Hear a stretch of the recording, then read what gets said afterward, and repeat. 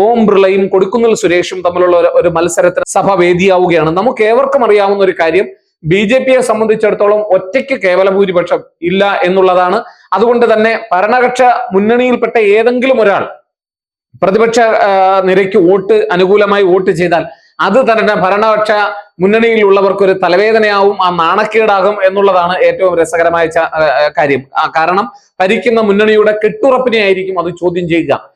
കോൺഗ്രസ് ആവട്ടെ ആ അവസരം വളരെ ഭംഗിയായി വിനിയോഗിക്കുന്നു. സാധാരണഗതിയിൽ സ്പീക്കർ തെരഞ്ഞെടുക്കപ്പെടുന്ന സഭയിലെ ഭൂരിപക്ഷമുള്ള പാർട്ടിയുടെ അല്ലെങ്കിൽ ആ മുന്നണിയിലെ തന്നെ ആളായിരിക്കും എന്നുള്ള കാര്യത്തിൽ സംശയമൊന്നും വേണ്ട.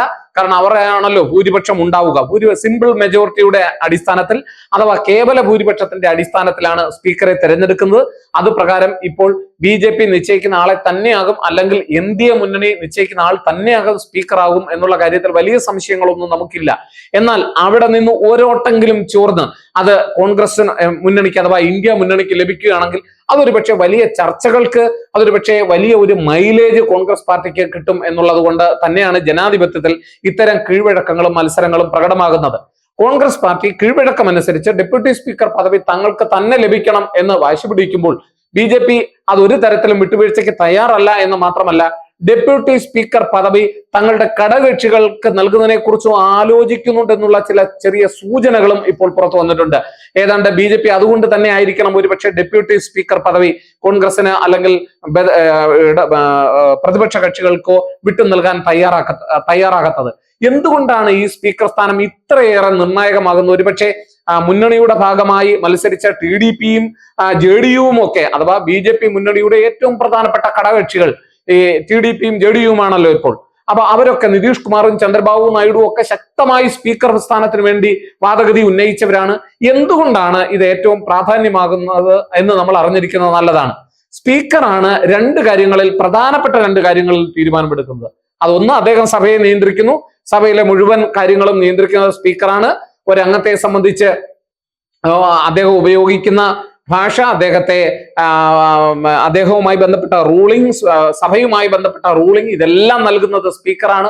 അതിനൊക്കെ ഉപരിയായി രണ്ട് പ്രധാനപ്പെട്ട കാര്യങ്ങളാണ് സ്പീക്കർ പദവിയെ ഇന്ന് ഏറ്റവും കൂടുതൽ നിർണായകമയമാക്കിയിട്ടുള്ളത്. അത് ഒന്ന്, ഒരു ബിൽ എന്ന് പറയുന്നത് അത് ധനബില്ലാണോ അല്ലയോ എന്ന് തീരുമാനിക്കുന്നത് ലോകസഭയുടെ സ്പീക്കറാണ്. അതുകൊണ്ട് ആ ബിൽ എങ്ങനെയുള്ള ബില്ലാണ് എന്ന് തീരുമാനിക്കുക സ്പീക്കറാണെന്നുള്ളത് വളരെ പ്രധാനപ്പെട്ട ഒരു കാര്യമാണ്.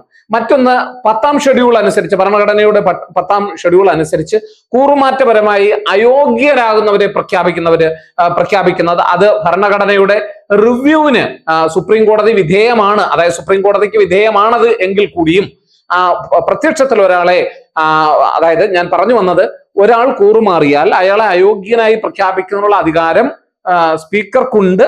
എങ്കിലും അത് ഭരണഘടനയ്ക്ക് വേണമെങ്കിൽ അത് റിവ്യൂ ചെയ്യാം, അത് പരിശോധിക്കാം, വേണമെങ്കിൽ സ്പീക്കറുടെ നടപടി തെറ്റാണെന്ന് പറയാം, ഒക്കെ ചെയ്യാമെങ്കിലും അവിടെ ഒരു തുടക്കത്തിൽ തീരുമാനം എടുക്കുവാനുള്ള അധികാരം 10ാം ഷെഡ്യൂൾ പ്രകാരം സ്പീക്കർക്കുണ്ട് എന്നുള്ളതാണ്. അതുകൊണ്ട് തന്നെ സ്പീക്കർ പദവി ഇപ്പോൾ തുലാസിലായിരിക്കുന്ന BJP സർക്കാരിനെ സംബന്ധിച്ചിടത്തോളം, അല്ലെങ്കിൽ കേവല ഭൂരിപക്ഷം ഇല്ലാത്ത BJP ഭരിക്കുന്ന ഈ സർക്കാരിനെ സംബന്ധിച്ചിടത്തോളം ഘടകകക്ഷികളിൽ നിന്ന് പലപ്പോഴും അങ്ങോട്ടും ഇങ്ങോട്ടും ഉണ്ടാകാൻ ഉണ്ടായേക്കാവുന്ന മാറ്റങ്ങളെ മുൻകൂട്ടി കണ്ടുകൊണ്ടാണ് സ്പീക്കർ പദവി മറ്റാർക്കും വിട്ടുകൊടുക്കാതെ, പ്രത്യേകിച്ച് JDUവിന്റെയോ അല്ലെങ്കിൽ TDPയുടെയോ ഒന്നും സമ്മർദ്ദങ്ങൾക്ക് വിധേയമാകാതെ ആ സ്പീക്കർ പദവി തങ്ങളോടൊപ്പം നിലനിർത്തുവാൻ BJP ശക്തമായ തീരുമാനമെടുക്കുന്നതിന്റെ ഒരു കാരണവും അത് തന്നെയാണ്. മാത്രമല്ല, പ്രധാനപ്പെട്ട കമ്മിറ്റികളെ നിശ്ചയിക്കുന്നതിലും ചില പ്രധാനപ്പെട്ട കമ്മിറ്റികളുടെ ചെയർമാനായിരിക്കുന്നതും ലോകസഭാ സ്പീക്കറാണ് എന്നുള്ളതാണ് യാഥാർത്ഥ്യം. അതുകൊണ്ട് തന്നെ ഈ ആടി ഉലഞ്ഞിരിക്കുന്ന, പ്രത്യേകിച്ച് കേവല ഭൂരിപക്ഷം ഇല്ലാതെ നിൽക്കുന്ന BJP സർക്കാരിനെ സംബന്ധിച്ചിടത്തോളം, ഞാൻ പറഞ്ഞത് ഒറ്റയ്ക്ക് കേവല ഭൂരിപക്ഷം ഇല്ലാത്ത BJPയെ സംബന്ധിച്ചിടത്തോളം സ്പീക്കർ പദവി ഏറെ നിർണായകമാണ്. അതുകൊണ്ട് ഒരു ഘടകകക്ഷികൾക്ക് പോലും അവർ വിട്ടുകൊടുക്കാൻ തയ്യാറല്ല എന്നുള്ളതാണ് ഏറ്റവും രസകരമായ കാര്യം. സ്പീക്കറിന്റെ അഭാവത്തിലാണ് ഡെപ്യൂട്ടി സ്പീക്കറായി ചടങ്ങുകൾ ഏറ്റെടുക്കുന്നത്, അല്ലെങ്കിൽ സഭയിൽ ഉണ്ടാകുന്നത്, സഭയിൽ നേതൃത്വം കൈയാളുന്നത്. അപ്പോൾ ഈ സ്പീക്കറിന്റെ അഭാവത്തിൽ പോലും ഏതെങ്കിലും തരത്തിൽ ഇങ്ങനെയുള്ള കാര്യങ്ങൾ വന്നാൽ തങ്ങൾക്ക് അതിനെ നിയന്ത്രിക്കാനാവും എന്നുള്ളത് കൊണ്ടാണ് ഡെപ്യൂട്ടി സ്പീക്കർ പദവി കീഴ്വഴക്കം അനുസരിച്ച് കോൺഗ്രസും ഇന്ത്യ മുന്നണിയും ആവശ്യപ്പെടുന്നത്. ആലോചിക്കണം, അത് പീയൂഷ് ഗോയൽ വളരെ വ്യക്തമായി BJPയുടെ ഭാഗത്ത് നിന്ന് പറഞ്ഞു കഴിഞ്ഞു അങ്ങനെ കീഴ്വഴക്കം ഒന്നും ഇല്ല എന്ന്. അങ്ങനെ അദ്ദേഹം പറയുന്നതിനുള്ള കാരണം 1 മുതൽ 10 വരെയുള്ള ലോകസഭകൾ പരിശോധിച്ചാൽ ആ കീഴ്വഴക്കം ഉണ്ടായിരുന്നില്ല എന്നുള്ളത് കൊണ്ടാണ്. എന്നാൽ പല തർക്കങ്ങളും സ്പീക്കറെ സംബന്ധിച്ചിടത്തോളം ഉയർന്നു വന്നു. പ്രത്യേകിച്ച് സ്പീക്കർ ഏതെങ്കിലും ഒരു പാർട്ടിക്ക് അനുകൂലമായ നിലപാടെടുക്കേണ്ടുന്ന ആളല്ല എന്നും അത് സഭയിൽ സ്വതന്ത്രമായി നിലപാടെടുക്കേണ്ടുന്ന ആളാണെന്നും ഒക്കെയുള്ള ചർച്ചകൾ വന്നതോടുകൂടി പല തർക്കങ്ങളും ഉണ്ടായതോടുകൂടിയാണ് പ്രതിപക്ഷവും ഭരണപക്ഷവും ഒക്കെ ഒരുമിച്ചിരുന്ന് ഒരു കീഴ്വഴക്കം സൃഷ്ടിച്ചത്. ആ കീഴ്വഴക്കം ഇങ്ങനെയായിരുന്നു: 10ാം ലോക്സഭ മുതൽ പിന്നീട് ഇങ്ങോട്ട് സ്പീക്കർ സ്ഥാനം ഭരിക്കുന്ന പാർട്ടിക്കോ കക്ഷിക്കോ നിന്നുള്ള ആളായിരിക്കും, അവരായിരിക്കും തീരുമാനമെടുക്കുക. ഡെപ്യൂട്ടി സ്പീക്കർ സ്ഥാനം പരമാവധി പ്രതിപക്ഷ കക്ഷികൾക്കായിരിക്കും നൽകുക. അത് ഏതാണ്ട് 2014 വരെയുള്ള സഭ വരെ, ഏതാണ്ട് നമ്മൾ നോക്കിക്കഴിഞ്ഞാൽ 14-15 സഭ വരെ അത് തുടർന്നു എന്ന് വേണമെങ്കിൽ പറയാം. 15 ലോക്സഭയ്ക്ക് ശേഷം 16ാം ലോക്സഭയ്ക്ക് ശേഷമാണ് ഇതിന് മാറ്റം വന്നിട്ടുള്ളത്. 17ാം ലോക്സഭയിലേക്ക് എത്തുമ്പോഴേക്കും നമുക്കറിയാം ഡെപ്യൂട്ടി സ്പീക്കർ പദവി ഒഴിച്ചിട്ടിരിക്കുകയായിരുന്നു ചെയ്തത്. സുമിത്ര മഹാജൻ, ഞാൻ നേരത്തെ സൂചിപ്പിച്ചതുപോലെ 2014 മുതൽ 19 വരെയുള്ള BJP സർക്കാരിന്റെ കാലഘട്ടത്തിൽ അന്ന് സ്പീക്കർ പദവി അവരുടെ ഘടകകക്ഷിക്കാണ് അവർ നൽകിയത്. സുമിത്ര മഹാജൻ സ്പീക്കർ ആയിരുന്നപ്പോൾ അന്നും BJP കീഴ്വഴക്കത്തെ, അല്ലെങ്കിൽ അതിനു മുമ്പുണ്ടായിരുന്ന 5-6 വർഷത്തെ 5-6 ടേമിലെ ലോക്സഭ ടേമിലെ കീഴ്വഴക്കത്തെ ലംഘിച്ചുകൊണ്ടാണ് അങ്ങനെ ചെയ്തത്. ഒരുപക്ഷെ BJP സ്പീക്കർ പദവി വളരെ കൃത്യമായി ഫോക്കസ് ചെയ്യുന്നതിന് ചില പ്രത്യേക ലക്ഷ്യങ്ങളുണ്ട്. പ്രത്യേകിച്ച് കേവല ഭൂരിപക്ഷം ഒറ്റയ്ക്ക് ലഭിക്കാത്ത ഈ സാഹചര്യത്തിൽ പരമാവധി സഭയിൽ നിയന്ത്രണം വേണം. തങ്ങൾക്ക് കാര്യങ്ങൾ പ്ലാൻ ചെയ്യുന്നതിന്, നയപരമായ ചില തീരുമാനങ്ങൾ നടപ്പിലാക്കുന്നതിന് ഒക്കെ സ്പീക്കർ പദവി വളരെ നിർണായകമാണെന്നുള്ള തിരിച്ചറിവാണ് BJPയെ സംബന്ധിച്ചിടത്തോളം ഈ സ്പീക്കർ പദവി നിലനിർത്തുവാനുള്ള ശ്രമം. എന്തായാലും ഇന്ത്യയുടെ രാഷ്ട്രീയ ചരിത്രത്തിൽ ഒരുപക്ഷെ ഭരിക്കുന്ന കക്ഷികളും പ്രതിപക്ഷ കക്ഷികളും തമ്മിൽ ചില കാര്യങ്ങൾ സമവായം ഉണ്ടാകേണ്ടുന്നതിന്റെ ഒരു സാധ്യതകൾ, അത് ജനാധിപത്യത്തിന്റെ ശക്തിയാണ് കാണിക്കുന്നത്. ആ ജനാധിപത്യത്തിന്റെ ശക്തികളെ നിലനിർത്തുക എന്നുള്ളത് ചില സമയത്ത് അതിന് സമവായങ്ങൾ ആവശ്യമായി വരും എന്നുള്ളതാണ്. ചില കീഴ്വഴക്കങ്ങൾ സഭയിൽ സൃഷ്ടിക്കപ്പെടുന്നത് സ്വാഭാവികമായും അത് ജനാധിപത്യത്തിൽ കാലാകാലങ്ങളായി പിന്തുടർന്നു വരുന്ന ചില നയങ്ങൾ, അത് സഭയുടെയും ജനാധിപത്യത്തിന്റെയും പുരോഗതിക്ക് വേണ്ടി എന്നുള്ള അർത്ഥത്തിലാണ് അത്തരം കീഴ്വഴക്കങ്ങൾ സഭയിൽ പിന്തുടരുന്നത്.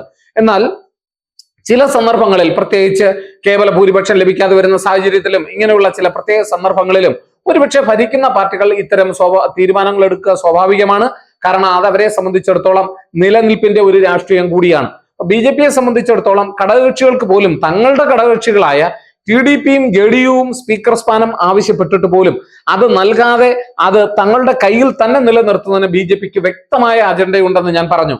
അതുപോലെ തന്നെ ഇപ്പോൾ ഇടയ്ക്ക് ചില വാർത്തകൾ വന്നിരുന്നു, ഒരുപക്ഷെ TDPയുടെയും JDUവിന്റെയും ആവശ്യത്തെ ഒരുപക്ഷെ ഏതെങ്കിലും ഡെപ്യൂട്ടി സ്പീക്കർ പദവി മറ്റോ നൽകിക്കൊണ്ട് അതിലൊരു സമവായം BJP സൃഷ്ടിച്ചേക്കാം എന്നുള്ള അഭിപ്രായം വന്നിരുന്നു. ഒരുപക്ഷെ കോൺഗ്രസിന് ഡെപ്യൂട്ടി സ്പീക്കർ പദവി നൽകാത്തത്, അല്ലെങ്കിൽ പ്രതിപക്ഷ കക്ഷികൾക്ക് BJP ഒരുപക്ഷെ ഇത്തവണ ഡെപ്യൂട്ടി സ്പീക്കർ പദം നൽകാത്തതിന്റെ ഒരു കാരണം അതായിരിക്കാം. എന്തായാലും അത് നമ്മൾ കാത്തിരുന്നേ പറ്റൂ.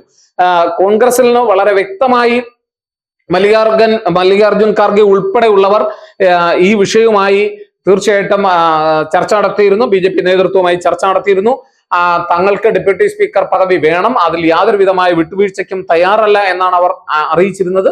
BJP അതിന് കൃത്യമായൊരു മറുപടി നൽകാത്തത് കൊണ്ട് തന്നെ സമയം അവസാനിക്കുന്നതിന് മുമ്പ് കോൺഗ്രസ് നോമിനേഷൻ ഫയൽ ചെയ്യുകയും അതിന് ബദലായി BJP ഓം ബിർളയെ മത്സരിപ്പിക്കുവാൻ തീരുമാനിക്കും. അങ്ങനെ ഓം ബിർളയും കൊടിക്കുന്നിൽ സുരേഷും തമ്മിൽ ഒരു മത്സരത്തിലേക്കാണ് പോകുന്നത്. ഇത് കാണിക്കുന്നത് ഒരുപക്ഷെ നമുക്കേവർക്കും ഉറപ്പാണ് ആ സ്പീക്കർ സ്ഥാനത്തേക്ക് ഓം ബിർള തന്നെ തെരഞ്ഞെടുക്കപ്പെടും എന്നുള്ള കാര്യത്തിൽ സംശയമില്ല. എന്നാൽ ജനാധിപത്യത്തിൽ തങ്ങളുടെ അഭിപ്രായത്തോട് ഡിസന്റ് രേഖപ്പെടുത്തിയ BJP സർക്കാരിനെ സഭയിൽ തന്നെ ചർച്ചയ്ക്ക് ക്ഷണിക്കുവാനും ഒരവസരം ഉണ്ടാക്കുവാനുമാണ് കോൺഗ്രസ് ഈ നീക്കം നടത്തുന്നത് എന്നുള്ളത് വളരെ വ്യക്തമാണ്. ഇത് ഒരുപക്ഷെ സഭയുടെ ചരിത്രത്തിൽ ഉണ്ടായിട്ടില്ലാത്ത ഒരു സംഭവമാണ് എന്നറിയുമ്പോഴാണ് ഇതിന് ഏറ്റവും വലിയ ഒരു പ്രാധാന്യം കൈവരുന്നത്. എന്തായാലും വരും നാളുകളിൽ ഒരുപക്ഷെ ശക്തമായ പ്രതിപക്ഷമായി കോൺഗ്രസ് സഭയിൽ ഉണ്ടാകും എന്നുള്ളതിന്റെ ഏറ്റവും വലിയ സൂചനയാണ് ഒരുപക്ഷെ പ്രതിപക്ഷ സഭയിൽ ആയിരുന്നിട്ട് കൂടി ഡെപ്യൂട്ടി സ്പീക്കർ പദവിയിലേക്ക് മത്സരിക്കുവാൻ അവർ തീരുമാനിക്കുന്നത്. എന്തായാലും ഈ വരാൻ പോകുന്ന ലോക്സഭ നിർണായകമാകുന്നത് ആദ്യം കൂടുന്ന സഭയിൽ തന്നെ പ്രോടൈം സ്പീക്കറിന്റെ കാര്യത്തിൽ തന്നെ തർക്കങ്ങൾ ഉണ്ടായിക്കൊണ്ടാണ്. എന്തായാലും ഇനി അങ്ങോട്ട് ശക്തമായ ഒരു പ്രതിപക്ഷമായി രാഹുൽ ഗാന്ധിയുടെ നേതൃത്വത്തിൽ കോൺഗ്രസും ഇന്ത്യ മുന്നണിയും എങ്ങനെ സഭയിൽ പെരുമാറുന്നു എന്നുള്ളതാണ് നമ്മൾ കാത്തിരിക്കുന്നത്. ഒപ്പം മുന്നണിക്ക് ഒരുപക്ഷെ കേവല ഭൂരിപക്ഷം ഇല്ലാതെ ഭരിക്കുന്ന BJP എന്ന ഒറ്റ പാർട്ടിക്ക് കേവല ഭൂരിപക്ഷം ഇല്ലാതെ കേവല ഭൂരിപക്ഷം സഖ്യകക്ഷികളുടെ സഹായത്തോടു കൂടി ഉണ്ടാക്കിക്കൊണ്ട് ഭരണം നടത്തുന്ന BJPയെ സംബന്ധിച്ചിടത്തോളം ശക്തമായ പ്രതിപക്ഷത്തിന്റെ ഇത്തരത്തിലുള്ള വിലങ്ങുതടികളെ അതിജീവിച്ച് മുന്നോട്ട് പോവുക എന്നുള്ളത് വലിയൊരു വെല്ലുവിളി തന്നെയാണ്.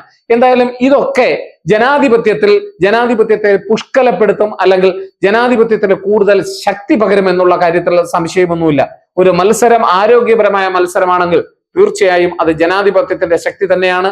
വരും കാലങ്ങളിൽ പ്രതിപക്ഷം ഉയർത്താൻ പോകുന്ന കൊടുങ്കാറ്റിന്റെ സൂചനയായിട്ടാണ് അവർ ഇതിനെ കണക്കാക്കുന്നതെങ്കിൽ അത്തരം കൊടുങ്കാറ്റുകളെ ഏത് വിധേയും തടയിട്ട് മുന്നോട്ട് പോകാനുള്ള ശക്തി തങ്ങൾക്കുണ്ടെന്ന് തെളിയിക്കാനായിരിക്കും ഭരണപക്ഷം ശ്രമിക്കുക.